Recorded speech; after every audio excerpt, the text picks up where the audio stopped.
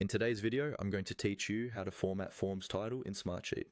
We'll walk through a simple process to change the title of a Smartsheet form so it's clear, professional, and easy for your respondents to understand.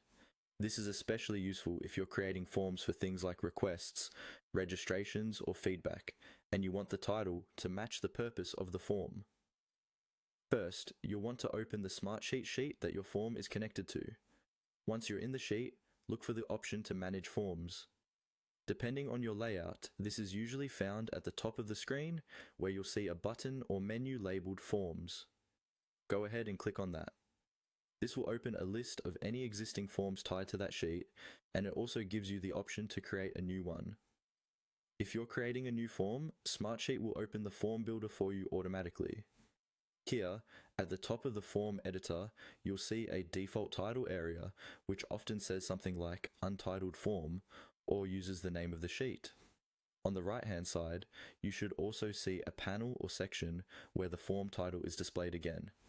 Click on that title area on the right where it currently shows the default name. Once you click it, the title field will become editable.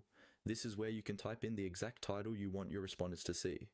Take a moment to think about a clear and concise title. For example, instead of something vague like Form 1, you might use IT Support Request Form or New Hire Information Form. A good title tells people right away what the form is for, which helps reduce confusion and incomplete submissions. As you type, you'll usually see the new title appear at the top of the form preview. This lets you quickly check how it will look to your users. If the title is too long, consider shortening it or removing extra words so it's easy to read at a glance. When you're happy with the title, look for the Save button in the form editor. This is typically located in the upper right corner. Click on Save to apply your changes.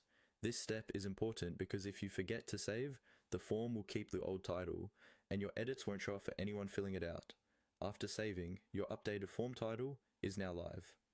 Anytime you share the form link or embed it, respondents will see the new formatted title you just created.